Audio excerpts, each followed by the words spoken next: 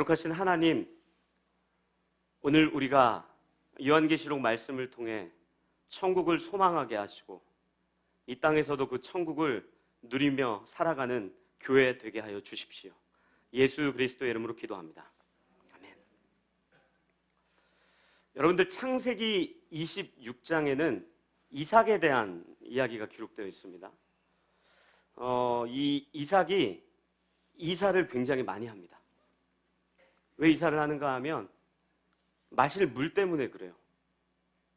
우물이 있는 곳에 이스라엘 백성들, 그러니까 본인의 가족들과 함께 그곳에 거주하며 살아가려고 했는데 갑자기 블레셋 사람이 이 우물을 막아버립니다. 해코지 하는 거죠. 왜냐하면 이삭은 이방인이었고 거기는 블레셋 땅이었기 때문에. 그래서 이 이삭이 싸우지 않고 자리를 옮겨서 다시 우물을 파요. 블레셋 사람들이 또 쫓아옵니다. 또 우물을 막아버려요. 또 참아요. 한 번 더 이동을 합니다. 근데 또 쫓아와서 또 막아요. 거기서 한번 다퉈요. 그래도 그 다툼 이후에 이삭이 또 이동을 또 합니다. 그리고 또 우물을 파요. 근데 그때는 더 이상 다투는 일이 없어요. 그래서 거기에 거주하게 된 내용이 이 창세기 26장에 기록되어 있는데, 여러분들, 우리가 그냥 수도꼭지를 열면 물이 나오니까 그렇지 사실 중동 지역은 물이 굉장히 부족합니다. 물이 없으면 살 수가 없습니다. 그래서 이스라엘 이렇게 사진들을 보면 광야가 많은 이유이고 산에도 초록이 무성하지 않은 이유가 거기 있습니다. 그래서 우리가 열왕기상 18장 같은 본문, 엘리야와 이 거짓 선지자들이 대결한 이 갈멜산에서의 전투에 비가 내리는 신이 진짜 신이다라고 내기를 할 만큼 굉장히 물이 부족한 국가예요. 그래서 지금도 봄철 우기가 되면 이스라엘 사람들은 우산을 쓰고 다니지 않아요. 그 비가 하늘의 축복, 하나님의 축복으로 여기고 그것을 다 맞고 굉장히 뛸 듯이 기뻐합니다. 여러분들 혹시 이스라엘 가게 된다면 이게 우산 쓰는 분들 거의 대부분 외국인들입니다. 유대인들은 쓰지 않아요. 그만큼 물이 부족한 국가인데 그들에게 물이 부족하고 살만한 형편이 안 되는 그런 현실 속에 어쩌면 오늘 우리가 같이 읽었던 요한계시록 22장 앞부분에 나오는 내용, 생명수의 강이 수정같이 맑은 강이 차고 넘칠 것이다 라는 이 본문이 굉장히 위로일지 모릅니다. 왜냐하면 물이 없기 때문에 그렇죠. 나무도 제대로 자라지 않고 물이 늘 없어서 우물을 찾아다녀야 되고 그것 때문에 다투고 전쟁을 하고. 그런데 여러분들 가만히 읽어보면 이 요한계시록 22장이 사실 정말 허무한 본문 아닙니까? 너무 답답한 본문 아닙니까? 왜요? 하나님께서 이미 창세기를 보면 에덴이라고 하는 아름다운 동산을 허락해 주셨거든요. 22장에 기록되어 있는 오늘 이 내용이 전혀 새롭거나 하나님의 백성들이 한 번도 경험해보지 못하는 것이 아닙니다. 우리가 창세기 본문을 좀 읽어볼게요. 창세기 2장입니다.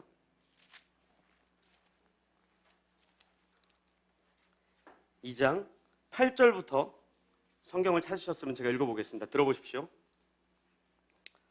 여호와 하나님이 동방의 에덴에 동산을 창설하시고 그 지으신 사람을 거기 두시니라. 여호와 하나님이 그 땅에서 보기에 아름답고 먹기에 좋은 나무가 나게 하시니 동산 가운데에는 생명나무와 선악을 알게 하는 나무도 있더라.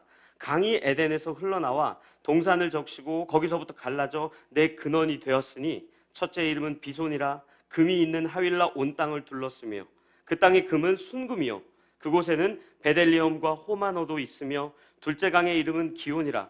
구스 온 땅에 둘렀고 셋째 강의 이름은 히데겔이라. 아수르 동쪽에 흘렀으며 넷째 강은 유브라데더라. 여호와 하나님이 그 사람을 이끌어 에덴 동산에 두어 그것을 경작하며 지키게 하시고 여호와 하나님이 그 사람에게 명하여 이르시되 동산 각종 나무의 열매는 내가 의미로 먹되 선악을 알게 하는 나무의 열매는 먹지 말라. 네가 먹는 날에는 반드시 죽으리라 하시니라. 아멘. 이야기하기도 민망할 정도로 물의 근원이 에덴 동산이었습니다. 네 줄기의 강으로 쭉 뻗어지는 물이 여기 있었던 거예요. 그리고 그 주위에는 생명나무뿐만 아니라 너무 아름다운 나무들이 거기 있었던 것이죠. 그런데 그것을 아담과 하와가 발로 뻥 차버린 거예요. 굉장히 허무하죠.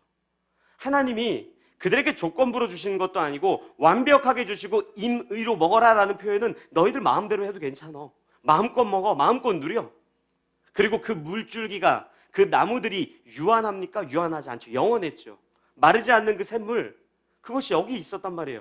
그러니까 우리는 이 계시록 22장을 보면 허무할 수밖에 없어요. 어떻게 이럴 수 있는가? 아니 이거 이미 준 거 아닌가? 근데 이것 때문에 전쟁을 하고 이사를 다니고 이것 때문에 또 갈등을 겪고 그 물을 찾으려고 우물을 파고 하는 내용들이 여기에 있으니까 허무하단 말이에요. 그런데 허무한 걸로 끝납니까? 아니죠. 열받죠. 왜요? 얼굴도 본 적 없는 아담과 하와 때문에 우리가 그와 같은 현실 속에서 살아가고 있잖아요. 여기 계신 분 중에 마르지 않는 통장을 갖고 계신 분이 계십니까? 마르지 않는 체력을 갖고 계신 분이 계십니까? 무한한 생명을 소유하고 계신 분이 계십니까? 아프지 않고 영원히 강건하게 살 수 있는 분이 이 자리에 계십니까? 우리 아무도 없어요. 굉장히 허무하고 답답할 뿐만 아니라 화도 나는 거예요. 근데 여러분들 거꾸로 한번 생각해 보십시오. 만약에 아담과 하와가 그 선악과를 먹지 않았다면 우리의 인생을 통해서는 하나님께서 말씀하신 그 선악과를 먹지 않았을까요? 우리도 아담처럼 하와처럼 그 뱀의 유혹에 못 이기고 넘어가서 그걸 먹지 않았을까요? 그렇기 때문에 사실은 우리는 아담과 하와가 범죄했던 것 때문에 우리 인생에 찾아온 이 죄에 대한 비참함을 갖고 왜 그때 아담은 먹었지, 왜 하와는 먹었지, 이게 아니라 그것을 완벽하게 치료해주고 그것을 우리에게 완벽하게 해결해주는 2000년 전에 죽으신 예수 그리스도의 생명 앞에 설 수밖에 없는 거예요. 그게 소망이고 그게 우리의 유일한 위로입니다. 우리가 신앙생활 하면요, 아담과 하와보다 잘할 것 같죠? 절대 그럴 수 없습니다. 우리가 지금 월드컵 시즌인데 축구 보면서 말로는 벌써 뭐 손흥민 선수보다 우리가 저만치 뛰어가 있죠. 그때 거기서 슛을 쐈어야지, 그때 패스를 했어야지. 말은 뭘 못합니까? 하지만 우리의 믿음은, 우리의 믿음의 실력은 아담과 하와와 크게 다르지 않아요. 따라서 우리가 아담이 왜 그랬지, 하와가 왜 그랬지, 그게 아니라 하와나 아담이나 우리나 그 전에 수많은 사람들이나 똑같이 범죄할 수밖에 없는 인간의 죄인된 우리를 용서하시고 구원해 주신 그 예수 그리스도, 그 한 분 앞에 감사함으로 서야 돼요. 그렇기 때문에 요한계시록 22장은 우리에게 굉장히 큰 위로입니다. 전 우리가 2022년을 이제 마무리하면서 2023년을 내다볼 때 죄인된 우리를 용서하시고 계시록에 기록되어 있는 것처럼 영원한 천국을 우리에게 허락해 주신 그 은혜 때문에 매일 살아가며 감사하며 살아가는 삶이 되었으면 좋겠어요. 우리에게 유일한 소망은 천국밖에 없어요. 근데 여러분들 이 본문을 우리가 쭉 읽으면서 한번 생각해 보십시오. 요한계시록이 지금까지 쭉 이야기했던 것이 다만 미래적인 천국만을 소망하게 합니까? 다만 미래에 우리에게 찾아올 그 새하늘과 새 땅, 새 예루살렘, 그것만을 바라보게 합니까? 장차 우리가 아프지도 않고 슬프지도 않고 눈물이 없는 그때만을 바라보며 오늘을 우리가 살아가게 합니까? 아니죠. 우리가 계시록 22장 뿐만 아니라 계시록 1장부터 쭉 마지막 장까지 읽으면서 확인했던 게 뭐예요? 우리가 천국을 소망하고 있다면 이 땅에서 그 천국을 소유한 백성처럼 살아가야 하고, 우리가 천국을 소유한 교회라고 한다면 이 땅에서 교회답게 살아가고, 우리가 영원한 생명을 소유하고 있는 백성이라고 한다면 이 땅에서 그 백성답게 살아가야 되는 책임 앞에 우리는 서는 것이라고 제가 반복해서 여러분들에게 이야기했죠. 여러분들 그게 여기 보면은 2절에 이렇게 기록되어 있어요. 우리가 22장 2절을 같이 한 목소리로 읽겠습니다. 시작. 길 가운데로 흐르더라. 광 좌우에 생명나무가 있어 12가지 열매를 맺되 날마다 그 열매를 맺고 그 나무 잎사귀들은 만국을 치료하기 위하여 있더라. 아멘. 물줄기가 굉장히 넓고 많아서 그 주위에 생명나무가 가득 차 있고 열매를 맺고 열매를 맺을 뿐만 아니라 그 나무 잎사귀들을 통해서 만국을 치료하는 거라고 이야기해요. 근데 여러분들 이 본문을 보면 좀 이해가 안 돼야 돼요. 만국을 치료한다라고 하는 표현은 아픈 자가 있다는 것 아닙니까? 근데 우리가 지난주 본문에서 확인했던 것처럼 21장 4절에 보면 영원한 천국에 대한 묘사가 이렇게 돼 있어요. 모든 눈물을 그 눈에서 닦아주시니 다시는 사망이 없고 애통하는 것이나 곡하는 것이나 아픈 것이 다시 있지 아니하리니 처음 것들이 다 지나갔음이로라. 아멘. 아프지 않다 그랬거든요. 울 일이 없다 그랬거든요. 슬플 일이 없다 그랬거든요. 이별이 없고 죽음이 없다 그랬거든요. 그런데 갔더니 만국을 치료하는 잎사귀가 있대요. 그 사실 이걸 생각하면 그럼 천국에도 아픈 게 있는가? 천국에서도 혹시 치료가 필요한가? 병이 드나? 이렇게 오해하기 쉬운데, 그렇기 때문에 이 본문을 가지고 수많은 신학자들이 어떻게 설명하냐면, 천국에 온 백성들이 그 만국의 치료함, 그러니까 모든 민족들의 치료함을 받고 천국에 들어온 상태라는 것을 설명하는 것입니다 라고 첫 번째 설명하고, 두 번째는 요한계시록의 핵심적인 메시지인 것처럼 이 땅에서도 우리는 이미 영원한 생명을 허락했고 이미 예수 그리스도의 죽음으로 말미암아 치료받았기 때문에 치료받지 않은 자처럼 살지 마십시오 라는 권면을 우리에게 준다라고 해석을 해요. 사도행전 9장을 보면요, 사도 바울이 다마스커스로 가는 길 위에서 예수님을 만나요. 근데 그 예수님을 만나서 예수님이 이렇게 이야기해요. 사울아 사울아, 나는 네가 핍박하는 예수야. 내가 네 눈에 있는 비닐을 벗겨줄게. 그리고 그 비닐을 벗기고 지금까지 예수를 핍박하고 예수를 믿는 제자들을 핍박하고 수많은 크리스천들을 옥에 가두는 행위를 그 즉시에서 멈춰버립니다. 그리고 하나님 나라의 복음을 전달하기 시작합니다. 바울은 비닐이 벗겨지고 본인이 죄를 지었음에도 불구하고 예수님이 용서해 주었다는 그 감격이 다시 과거로 돌아가서 예수님은 비닐을 또 벗겨주실 거야, 예수님은 나를 또 용서해 주실 거야 라고 하며 아프기 전의 자리로 절대 돌아가지 않아요. 우리에게 주님께서 은혜를 허락해 주신 이유는 예수님은 은혜 허락해 주시는구나, 예수님은 우리를 또 용서해 주시는구나, 예수님은 또 우리를 안아주시고 또 위로해 주시고 또 내 편 들어주시는구나, 여기에서 과거로 돌아가는 것도 괜찮으니까 이제 나 예전처럼 또 죄 지어야지, 어차피 예수님 또 용서해 주실 거야, 나 또 죄 지어야지, 예수님 그래도 나 사랑해, 예수님 또 나 끝까지 사랑할 거야, 그 마음으로 아프기 전에 치료받기 전의 상태로 돌아가는 걸 원치 않으세요. 복음서를 보면요, 예수님이 귀신을 쫓아요. 나병 환자를 고치십니다. 맹인의 눈을 뜨게 하세요. 그 맹인이 눈을 뜨고 나서 와, 예수님 능력 있네, 어떻게 내 눈을 뜨게 하셨지, 내가 다시 한번 감아볼까? 그럼 바보 아닙니까? 나병 환자가 와, 예수님 내 피부가 썩어 들어가는 거 나 그거 정말 아팠었는데 낫게 해주시네, 예수님 능력 있는 사람이네, 그래 그럼 난 또 예전처럼 또 아파봐야지. 귀신 들린 자가 와, 내가 귀신 들려서 내 뜻대로 사는 것이 아니라 귀신에 이끌려서 하나님이 미워하는 그 자리에 맨날 가 있었는데 거기서 나를 꺼내신 분이 예수야, 나 그거 한 번 더 맛보고 싶어 라고 하면서 그 죄의 자리로 들어갑니까? 절대 그렇지 않죠. 가늠하다 붙잡힌 여인을 예수님 앞에 세웁니다. 수많은 사람들이 돌을 들러 던지려고 그래요.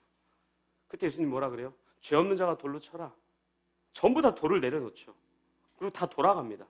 근데 그 여인에게 그래, 너를 다 용서했으니까 나도 너를 용서해, 그냥 돌아가, 이걸로 끝내지 않고 뭐라 그러세요?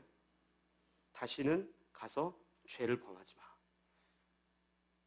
우리가 장차 천국에서 완벽하게 치료되어서 아픔이 없고 슬픔이 없고 죄가 없는 상태에 있는다는 것은 이 땅에서 우리가 죄 없는 자처럼 하나님의 백성처럼 하나님의 교회처럼 살아내고자 하는 그 삶이 우리 삶에 반드시 드러나야 됨을 요한계시록의 요한에게, 그리고 이 땅에 있는 모든 교회에게 전달하고 있는 거예요. 여러분들 창세기 35장을 보면요, 야곱의 신앙 고백이 나옵니다. 근데 이 35장 신앙 고백이 나오기 전에 34장을 보면요, 야곱의 가족이 풍비박산이 납니다. 그의 사랑하는 딸 디나는 성추행을 당해요. 그 성추행을 복수하겠다고 시므온과 레위는 세겜 족속을 전부 다 죽여버립니다. 살인자가 되는 거죠. 살인자가 되는 걸로 끝납니까? 안 끝나요. 살인한 것도 부족해서 그 세겜 족속을 이기고 나니까 세겜 족속이 갖고 있던 모든 재산을 다 약탈해버립니다. 그 약탈하는 걸로도 끝납니까? 아니죠. 그 다음 지명수배가 떨어져서 도망쳐요. 이삭과 같이 우물 때문에 피해 다닌 것처럼 피해 다녀요. 그때 야곱이 어떻게 결단하는 줄 아세요? 이렇게 이야기해요. 우리 가족들이요, 우리가 갖고 있는 우상들이 있다면, 죄악들이 있다면 여기에 다 묻어버립시다. 그걸로 안 끝나요.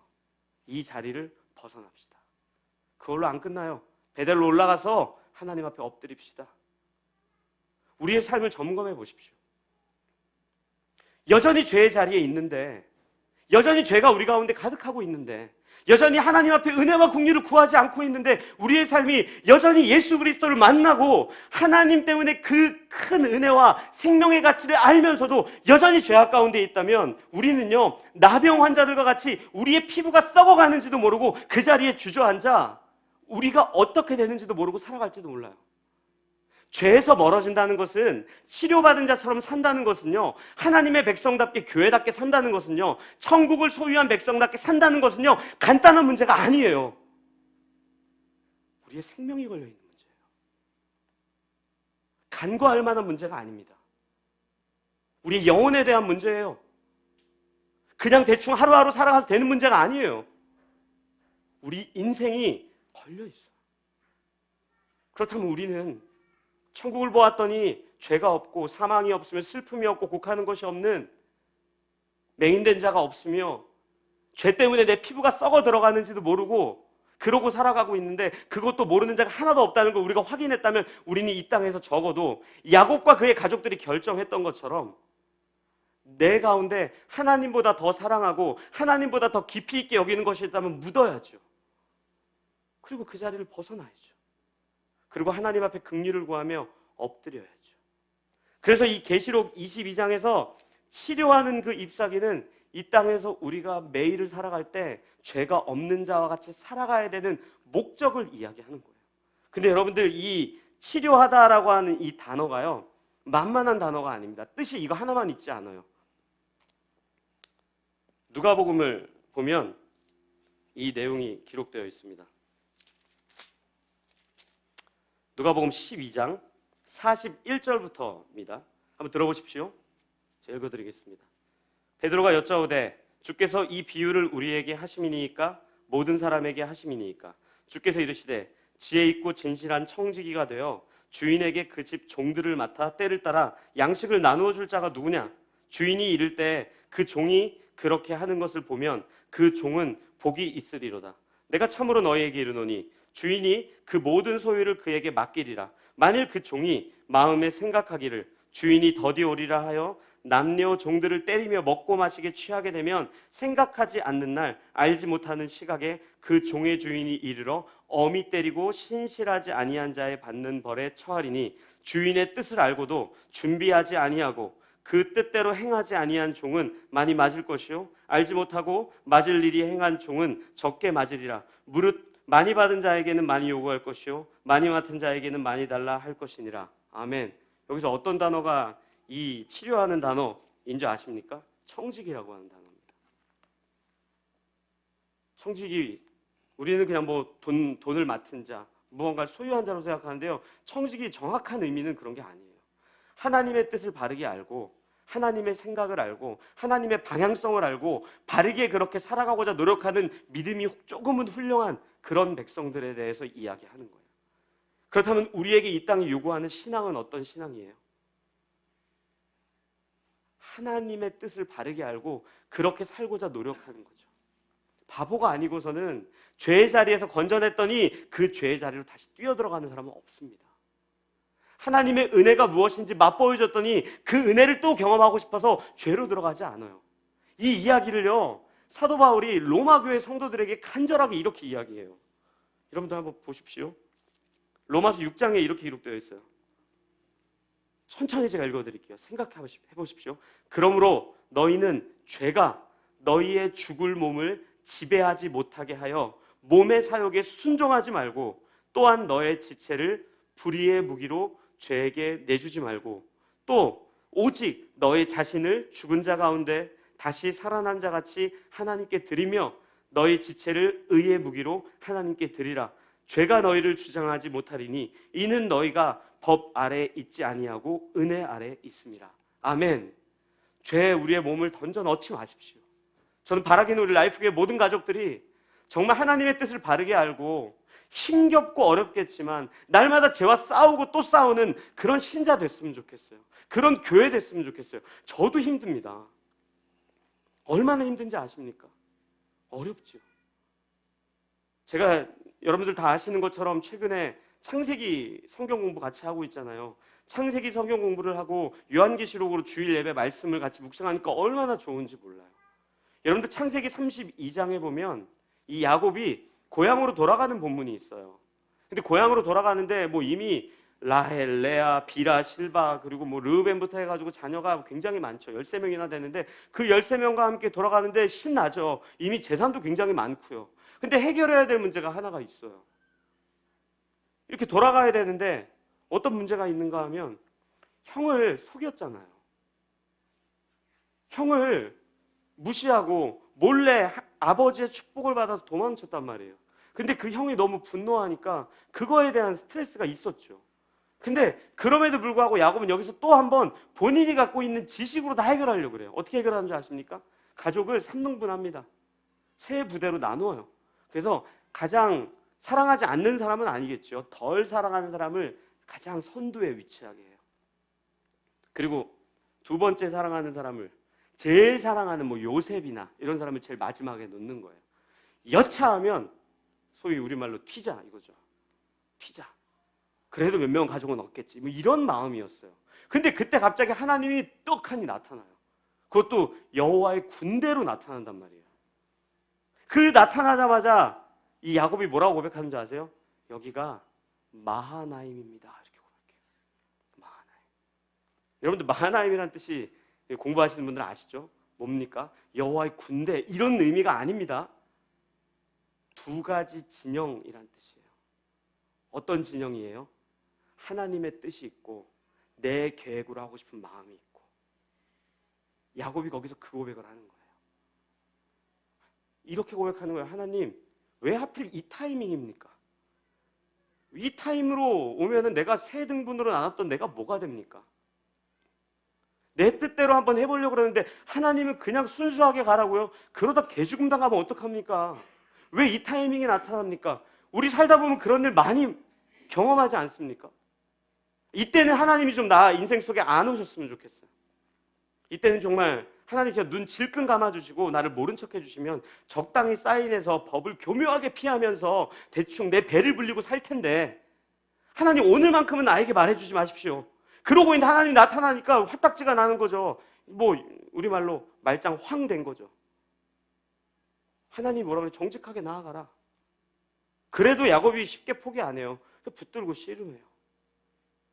밤새도록 씨름해요. 우리의 삶에 그와 같은 일이 한두 번 있지 않습니다.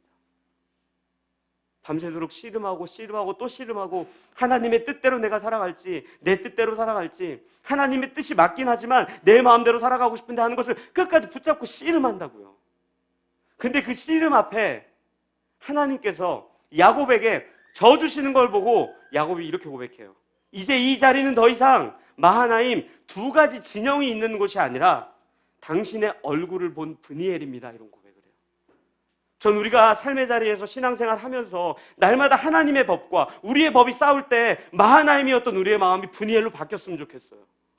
하나님의 얼굴을 보는 거예요. 오늘 이 계시록 22장에 그 내용이 나와요. 3절 우리가 같이 한 목소리로 22장 3절 같이 읽겠습니다. 시작. 다시 저주가 없으며 하나님과 그 어린 양의 보좌가 그 가운데에 있으리니 그의 종들이 그를 섬기며 그의 얼굴을 볼 터이요 그의 이름도 그들의 이마에 있으리라. 아멘. 그의 얼굴을 본대요. 우리가 언제 하나님의 얼굴을 봅니까? 야곱과 같이 내 생각과 하나님의 은혜 앞에 갈등할 때예요. 내 생각에 욕심이 있고 하나님의 뜻이 있어요. 예수님을 만나기 전에 내 마음대로 살고 싶었을 때 그때처럼 욕심이 불끈불끈 올라오지만 하나님의 뜻과 법은 그게 아닌데 이 갈등을 날마다 겪을 때 정말 인자하신 그 주의 얼굴을 바라보게 되는 거예요. 왜 우리의 신앙이 안 자라는 줄 아세요? 여러분들 신앙은요 절대 멈춰 있지 않아요. 뒤로 가거나 잘하거나 둘 중에 하나입니다. 모세와 이스라엘 백성과 같이 홍해바다에 한 발짝 걸음을 뛸 때 여호수아와 이스라엘 백성이 요단강을 밟을 때 이게 과연 무너질까라는 마음을 갖고 여리고성을 돌기 시작할 때 그 믿음이 자라는 거죠. 그때 하나님의 얼굴을 보는 거죠. 거기에서 내가 얼마나 죄인인지 나를 향해 그럼에도 불구하고 웃어주시는 그 하나님, 나를 향해 그럼에도 불구하고 안아주시고 품어주시는 그 하나님, 그 하나님의 얼굴을 우리가 이 땅에서 보고 살아야 돼요. 그런데 야곱이요, 하나님의 얼굴을 딱 한 번만 보지 않아요. 또 언제 보시는지 아세요? 제가 그 본문은 여러분들에게 좀 이해하기 쉽게 메시지 성경으로 읽어드릴게요. 창세기 33장입니다. 들어보십시오. 이 야곱이 형과 조우하는 장면이에요. 들어보십시오. 야곱이 눈을 들어보니 에서가 부하 400명을 거느리고 오고 있었다. 야곱은 레아와 라헬과 두 여종에게 자녀들을 나누어 맡기고 맨 앞에는 두 여종을, 그 뒤에는 레아와 그녀의 아이들을, 그리고 맨 뒤에는 라헬과 요셉을 세웠다. 야곱 자신은 선두에 서서 자기 형에게 다가가면서 7번 절하고 경의를 표했다. 그러자 에서가 달려와 그를 와락 껴안았다. 그는 야곱을 힘껏 안고 입을 맞추었다. 그들은 함께 울었다. 잠시 후에 에서가 둘러보다가 여인과 아이들을 보고 물었다. 너와 함께 있는 이 사람들은 누구냐? 야곱이 대답했다. 하나님께서 제게 은혜로 주신 자녀들입니다. 그러자 두 여종이 자기 아이들과 함께 나와 절하고 이어서 레아와 그녀의 아이들이 나와 절하고 마지막으로 라헬과 요셉이 에서에게 나와 절했다. 에서가 물었다. 내가 앞서 만난 가축대는 다 무엇이냐?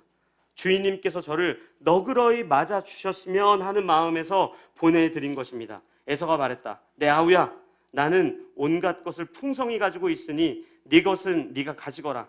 야곱이 말했다. 아닙니다. 받아주십시오. 저를 맞아줄 마음이 있으시면 그 선물을 받아주십시오.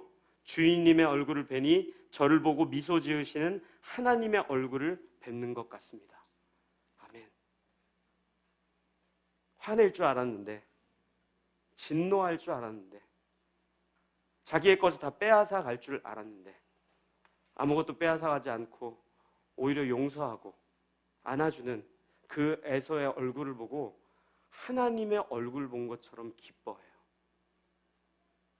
라이프교회가 2021년 송구영신 예배 때 우리 함께 교회가 나아가야 될 방향성을 정했죠. 서로의 사랑으로 자라는 교회. 서로의 사랑으로 자란다는 것은요, 나만 자라는 거 아니에요. 내가 누군가의 도움을 받아, 내가 누군가의 사랑과 은혜를 담아 여기까지 왔다면 이제는 나도 그 사랑과 은혜를 담아 누군가를 자라게 해야 되는 책임에 있는 겁니다. 우리가 이 땅에서 주의 얼굴을 본다는 것은요, 내가 얼마나 심각한 죄인이고 나에게 허락하신 은혜가 얼마나 크신지를 기억할 뿐만 아니라 또 다른 누군가에게 환하게 웃는 하나님의 얼굴을 비출 수 있는 믿음이 또한 우리에게 있어야 돼요. 교회는 그렇게 자라는 거예요. 서로의 사랑으로 자란다는 건 그런 교회 공동체가 되는 겁니다. 우리 주위를 한번 둘러보십시오. 나는 누군가를 통해 여기까지 왔습니까? 나는 누군가에게 그 믿음을 전수받아 여기까지 서 있습니까? 그렇다면 나는 오늘, 나는 올해 내가 받은 그 믿음을 여기에서 멈추는 게 아니라 누군가에게 그 믿음을 전달하고 누군가를 바르게 세우고 누군가를 교회답게 살 수 있도록 도움을 준 적이 있습니까? 우리의 삶을 돌아보십시오. 우리의 신앙은요, 나 혼자 주의 얼굴을 보는 게 아니에요. 우리 교회는 코로나 이후에 훨씬 더 성도님들이 많아져가지고 굉장히 기쁘지만요, 지금 굉장히 교회들마다 힘듭니다. 왜 그래요? 수많은 이유가 있겠지만 나만 주의 얼굴을 보는 걸로 생각해요. 아닙니다.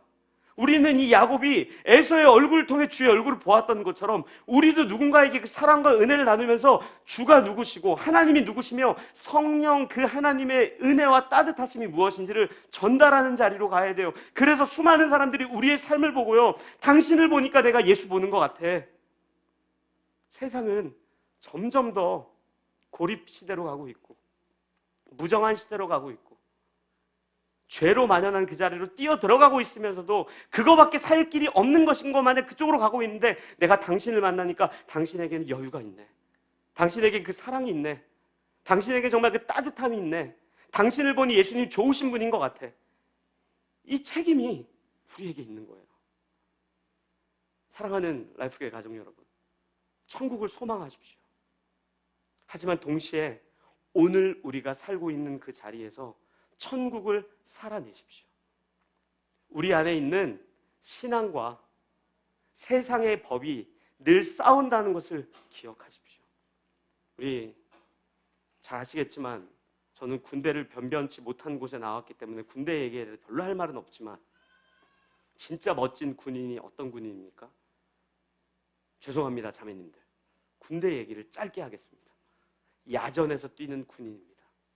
야전에서 뛰는 군인은 전투화에서 빛이 나지 않습니다. 전투복에 낙하산 몇 번, 모 몇 번, 이게 아니라요. 땀에 절어서 모자에는 소금기 때문에 하얀 게 툭툭 떨어지고 총 맞은 자국도 몇 개 있고 전투화 끈은 다 풀리고 그럼에도 불구하고 지든 이기던 최선을 다해서 그 전쟁에 참여했던 그 야전의 군인이 진짜 멋진 군인이에요. 우리를 천국 백성으로 삼는다는 것은 하나님의 온실 속에 들여보내는 게 아니에요.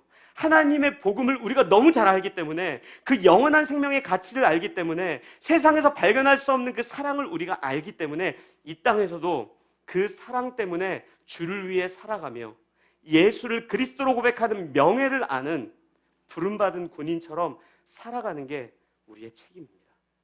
저는 우리가 2022년을 마무리하고 2023년을 새로 맞이하면서 멋지게 싸우는 그런 군인, 천국의 소망을 갖고 있는 그런 성도, 서로 사랑으로 자라게 되는 그런 교회가 되기를 같이 기도하며 주 앞에 은혜를 구했으면 좋겠어요. 우리 이 시간 같이 한 마음으로 좀 기도했으면 좋겠습니다. 우리 두 가지 기도했으면 좋겠는데요. 첫째는 주님, 내 안에 내가 날마다 넘어지는 게 있습니다. 벗어나고 싶은데 안 되고요. 싸우고 싶은데 잘 안 됩니다. 그러니 나에게 은혜를 허락해 주십시오. 이렇게 첫 번째 기도하고, 두 번째는 주님, 이제는 내가 나만을 위해 사는 인생이 아니라 타자를 위해 사는 인생, 내가 살아났다면 누군가도 살리는 인생, 하나님의 얼굴을 보여주는 그런 그리스도인 되게 해주십시오 라는 마음을 가지고 같이 우리가 이 두 가지 기도 제목을 가지고 기도하며 나아가겠습니다. 기도하시겠습니다.